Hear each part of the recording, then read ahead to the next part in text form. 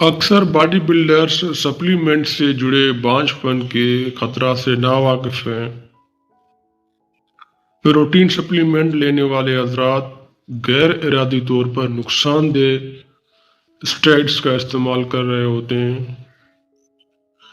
ایک نئی تحقیق میں پتہ چلا ہے کہ باڈی بلڈرز کی اکثریت اس بات سے بے خبر ہے کہ جو پروٹین سپلیمنٹ وہ استعمال کرتے ہیں وہ ان میں بانجھ پن کے مختلف قسم کی خطرہ پیدا کر سکتے ہیں۔ برطانوی تحقیق نے اپنی تحقیق میں پایا ہے کہ 5 میں سے 4 جم کے شوقین 79% مردوں نے اطلاع دی ہے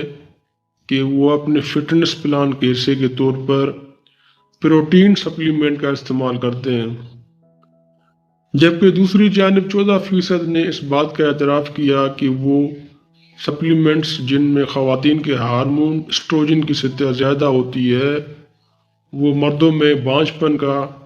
خطرہ پیدا کر سکتے ہیں۔ برطانیہ کی برمنگھم یونیورسٹی میں بانجھ پن کا مطالعہ کرنے والے پروفیسر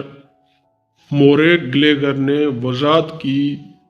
کہ سپلیمنٹس میں بہت زیادہ ایسٹروجن مردوں کے نطفے کی مقدار اور معیار سے منسلک مسائل پیدا کر سکتا ہے۔